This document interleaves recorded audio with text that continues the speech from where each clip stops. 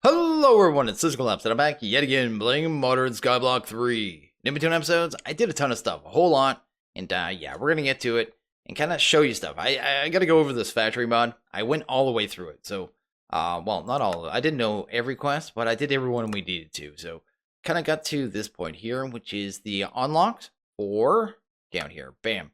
We have all that jazz now, so we have Immersive, which is pretty cool, and we also have Forestry, so we have some machines, we have some jazz, but we need to cover this one really quick because it was a lot of stuff, and I didn't want to do it all in videos because I'm not going to be using any of this stuff moving forward. I'm just kind of pushing through it, so I'm going to show you how I push through it. This mod is way too grindy for me in this pack, mostly because, well, we have much easier options, and yeah, it was definitely a thing. This thing took me about 5 hours. You can see here, I just got a giant mess here, and I moved a lot of stuff around repeatedly. And yeah, did a lot of cursing. But anyway, let's get to it. Let's go here. Go to quest. Let's go to basic factory and kind of go over where we left off, which would have been agitating fluids and the mechanical melting, which is the crucible here. The main use for this thing is for liquefied glowstone. So if you go to Cruz, there we go. Bam, go here. Not too big a deal. You can make lava in here. It's 50 millibuckets. Yeah, you're not going to want to do it that way. And netherrack, which is 500. But anyway, I would not make lava in here. It is mostly for liquefied glowstone. You're going to be using that for a couple different things. So yeah, anyway. Here, the agitator. This is where you kind of mix liquids. So this is the main use of this thing. So if you go to the agitator, and I've actually changed the setup for this thing about 4 or 5 times, depending on what I was doing. But anyway, water and liquid sulfur make sulfuric acid. You'll be making a ton of that. Every time you make a battery, you need sulfuric acid. So that is kind of the, I guess, the main one you're going to use. You're also going to need a fair amount of this stuff here, which is energite. And this one is the liquefied glowstone and sulfuric acid. So, you know, sulfuric acid is a thing. I don't think there were any other liquids. Yeah, the rest of it wasn't important. Those are the 2 main liquids that you're going to be using in this. And yeah, you can use these here, the extraction pumps, to kind of move the liquids around. So that's definitely a thing. And I've replaced so many parts in this thing. It is ridiculous. Anyway, definitely a thing, and definitely something that you're going to be doing if you're going to be going through this mod. And if you're not paying in Kitchensink, then yeah, you're going to have to kind of get through it. The next things were, I guess, these ones. So the making circuits and separating gravel. So this one's pretty basic right here. I'll only do a little bit. I did try it out a little tiny bit, but didn't really care much. It gives you flint, iron nuggets, nickel nuggets, and every once in a while an iron nugget. So you'll need a way to collect that. Just a way to process gravel and the materials, which are, you know, used for the mod. Although you don't use flint in this mod, so I'm not sure why flint's there. I guess because it's a product of gravel, I suppose. But anyway, that's all it does. Has a little animation. Looks pretty cool. And yeah, don't want to have to make parts for it, though. Over here, this one you'll be using a ton as well. I use this one a lot. This one is the circuit scribe. Okay, so this thing makes circuits. So you take one of these, say, these blank patterns, boom, throw it there.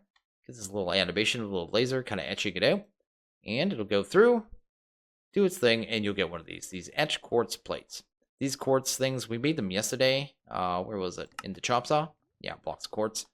So you notice here this little pattern though. If I click a box, you get this red X because it has to be a valid kind of image of one of the circuit boards.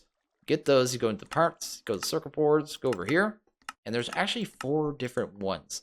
So if you were to automate this, like fully automate this, you would need 4 of these, fully automated and ready to go. Plus the automated chop saw for the circuits. Then the step after this, because there's one more step, because you take these etched quartz plates and then you have to combine them. And this is something you need to combine too. So you need a crafter for this, crafter for that, and then you would need to smelt this. So you can just see how much just undertaking this is for something that is used a lot. So yeah, automating this mod would be insane. And it's part of the reason it took me so long, because I just need some more parts. I need more parts. All my time was spent making parts. Anyway, let's go here. And to automate the parts would have taken me hours and hours and hours. It was the lesser of 2 evils. Just kind of grind it out the way I did.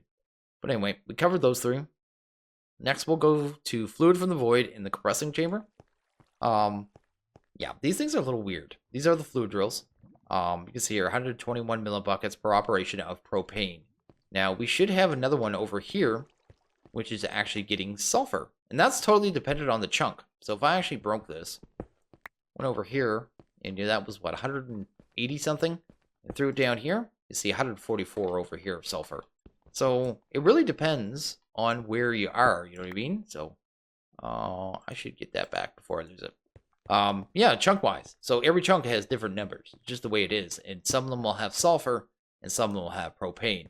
The propane you don't really need that much. It is for this over here, which is the propane furnace. It's actually just for smelting. So if you have something, I just threw coal through there just to test it out. Each one of these tanks of propane only does 8 smelts. That's all it does. And then you'd have to automatically take this tank, kind of pipe it out to a system to refill it back in a compressor. And we haven't looked at the compressor. Just give you an idea with the automation, just how much of an undertaking this mod is. That's the agitator. Where's the compressor? Oh, I wasn't using this one for the compressor. I have a compressor over here. I've had so many different. I've had 4 of these compressor chambers. Yeah. Anyway, so these take a piston, which was a new part, so you'd have to automate that too.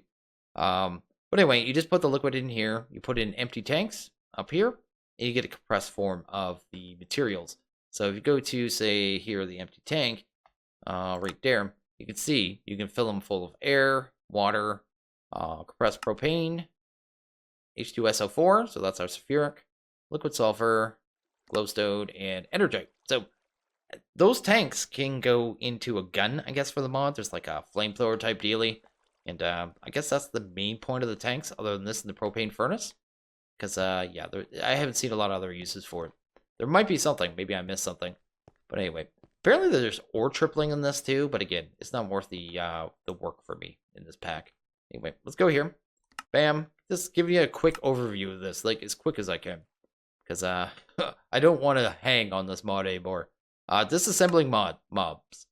This mob disassembler will allow you to break vanilla mobs down into the basic components, which doesn't sound too fantastic, but they actually drop a material you need. So I had to make this thing. Okay, so this is the mob disassembler. Then I had to take it up to the mob farm. This is actually a mob spawner. I didn't have this originally because you actually need this to be able to make that. I had to take it up to the mob farm, stick it into the mob farm, kill some mobs, and get these drops here, which is the monster dust. You need the monster dust. I don't even know you can go to use on this. Yes, you can. To mix with liquefied glowstone, sulfuric acid to get energite. You need energite. Mostly, I think energite is mainly used for these energy cores, which are kind of an end game item. Where's it at? Right there. So you got to combine these prepared shells, which is just more stuff. You know what I mean? More steps.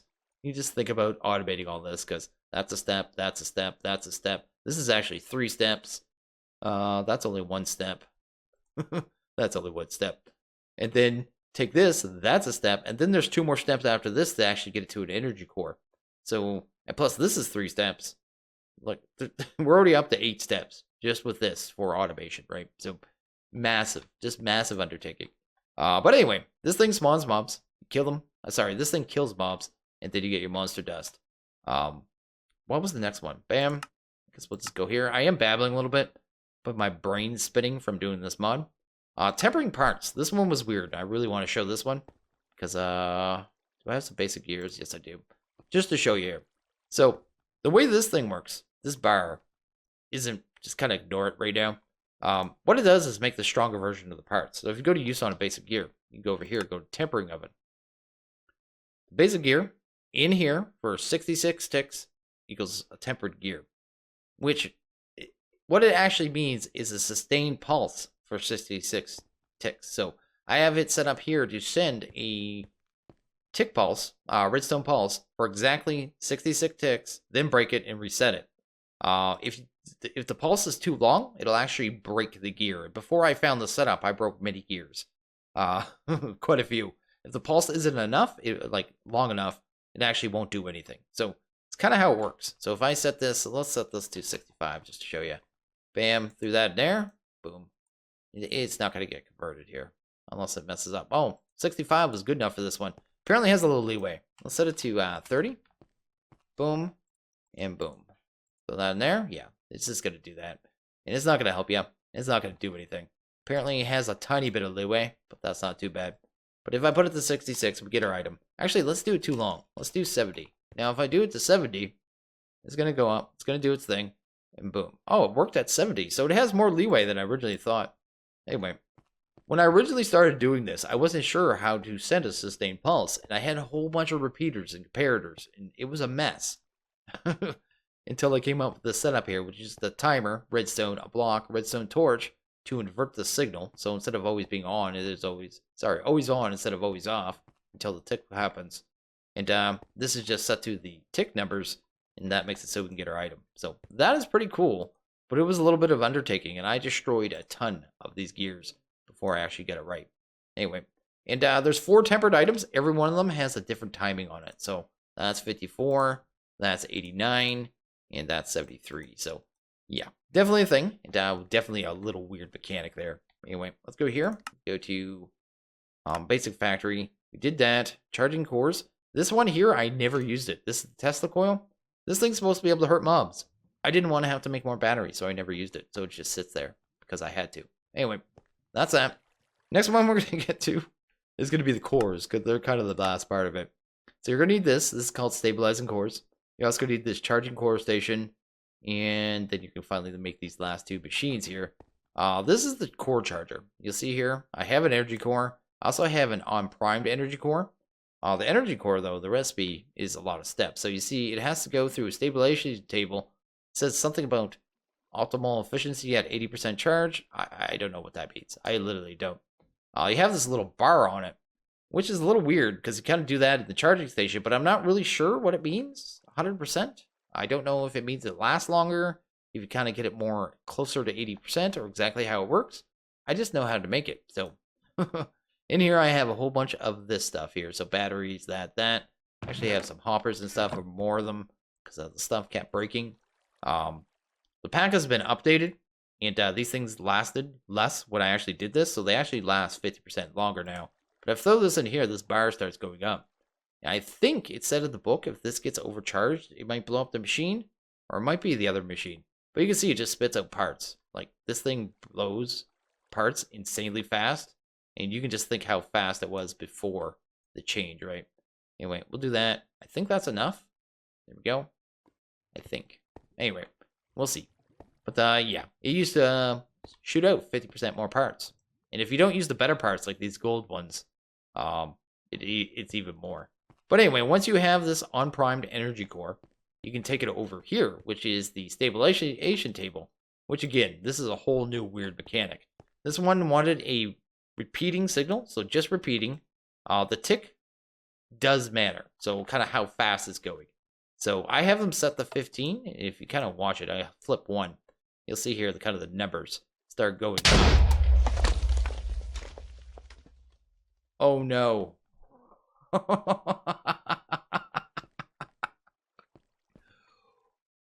Well then, we won't be covering that. I'm actually not sure why that blew up, because it never blew up before. Maybe because I only ran 1.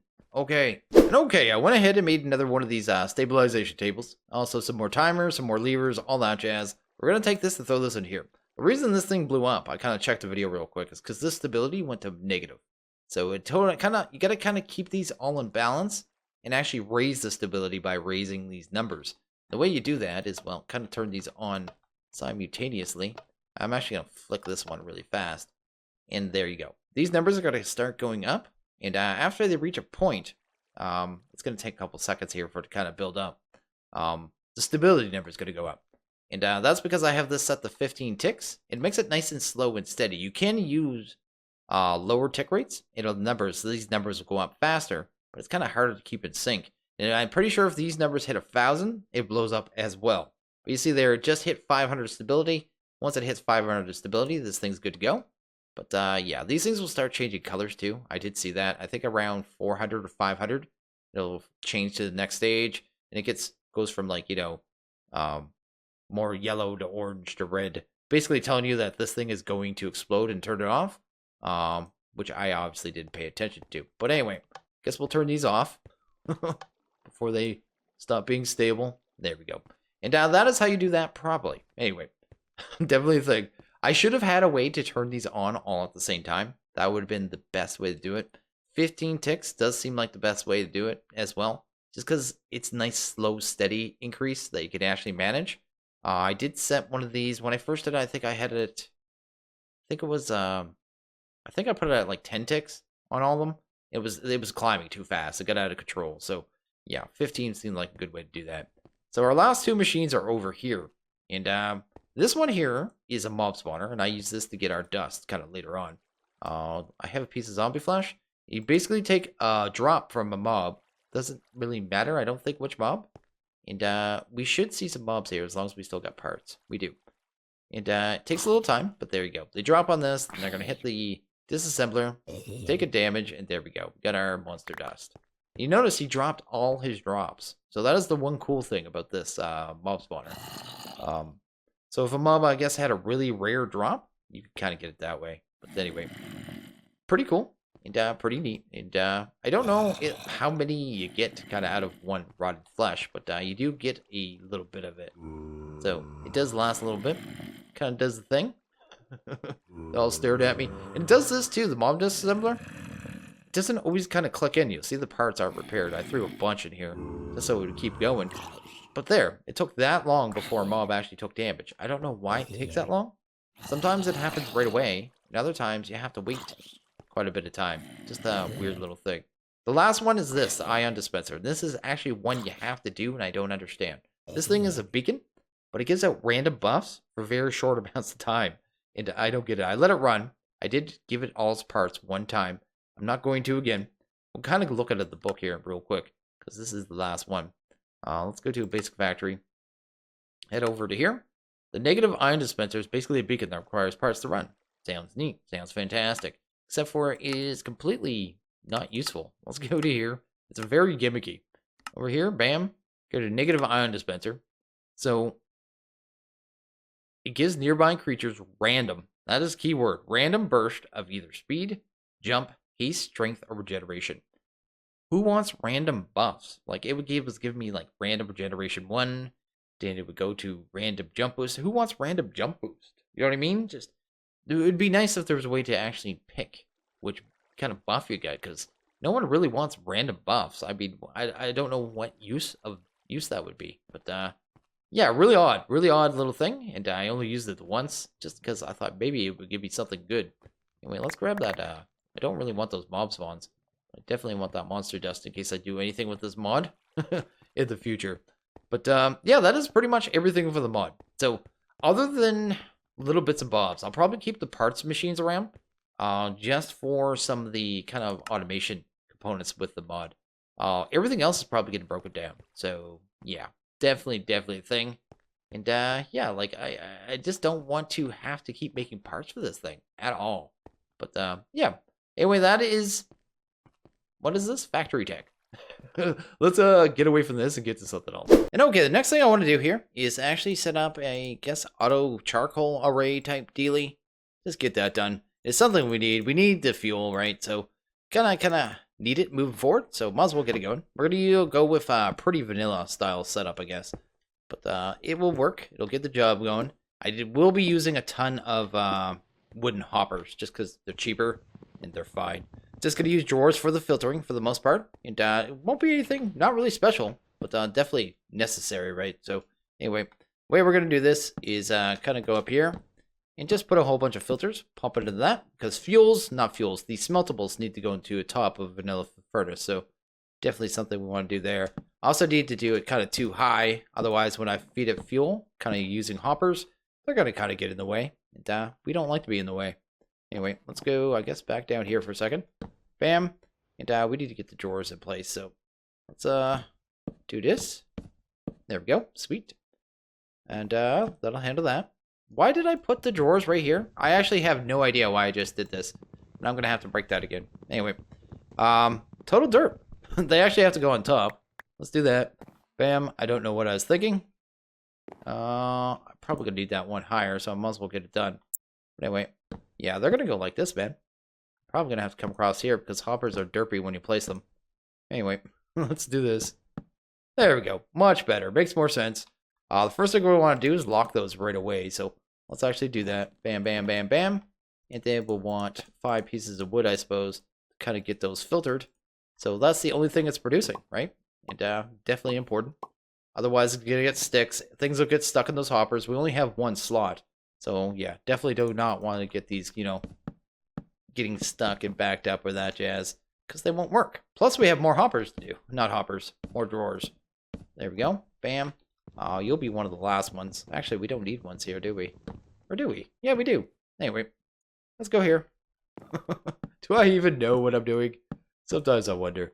Anyway, we're going to kind of feed these one set of drawers with, you know, another 3 sets of drawers. So there's going to be tons of drawers in here. The purpose for that is so we have more sources of fuel, right? The more sources of fuel we have, kind of the better. Anyway, let's do that. Guess we can throw this here. Boom. Not fuel. Sorry, this is going to be the smeltables. Anyway, let's do that. And I guess this. There we go. Then we're going to need a whole bunch of wood, which I lost somehow. Where did my wood go, man? Anyway, let's get these all locked. So we're going to lock them all up. Bam. And bam. It's a complete mess, but it works. And that's all that matters in the end. We will need to filter them, of course. So I guess we'll get that going. Easiest way is just put one in it. Here we go. Because if I do it with the stack, it's going to put the whole stack in. And we don't want that. There we go. Fantastic. So that pretty much handles that. And yeah, we just need saplings in there. And that'll handle all of the smeltables, right? So this all gets be stuff that gets smelted down into charcoal. And we just need to get fuel in there, right? So that is pretty cool. And yeah, we have 15 hoppers feeding this thing, or 15 bonsais. So it should be able to kind of keep it going at a good pace, which is kind of what we're going for. While we're down here, let's actually go right there. And just, this will be for pulling out the charcoal when it's done. There we go. Super easy, except for the one I threw behind it. There we go. It's already starting to see wood. We'd like to see that. And, yeah, almost done here, actually. I suppose we'd want to do something like... We're going to have to come out too, actually, now that I think of it. I'm going to need a way to get up here, though. That's not going to work. There we go. Stay on the fence. Kind of walk along here, because the hoppers need 2 spaces, and if I put it here, it's not going to work, because we need drawers as well. But we're only going to need 1 set of fuel, so yeah, not going to be a big deal, but it needs to be done, kind of like that. There we go. Guess we'll need 5 wood. Get these ones filtered as well as locked. So they're not locked yet, so might be something I want to do, or it's just going to take away my filter. And anger me. There we go. That should handle that. And we just need to get bonsais on these puppies. And this is pretty much done here. It should work at a pretty steady pace, I figure. Yeah, because we don't need anywhere near as much fuel as we do smeltables. And in theory, I could probably put more smeltables through here, because each time one of these put a wood in there, we could smelt a bunch of sap of oak, right? Anyway, we already have 10 at each, and that's not too bad. Just in the time of setting this up, that means we've made about 50 charcoal, although we're just waiting for the fuel to come in here. But once the fuel comes in, that'll be good to go, right? I think. I just want to see them fire up. If they fire up, then fantastic. After the first set of trees go by, we should at least get a couple logs. And if not some, yeah, 3 of them got logs. 4. Sweet. Awesome. So yeah, that's actually working, and that's going to be fantastic, and that's going to keep us in charcoal. And bam, I like that. Sweet. And okay, the next thing I think I want to get to here is over here in better storage. I'd like to get into the Underling Chest and the Underling Bag. So it sounds like something I want to get into. Not too bad. Some blaze powder, some iron, some jazz like that. And yeah, some obsidian.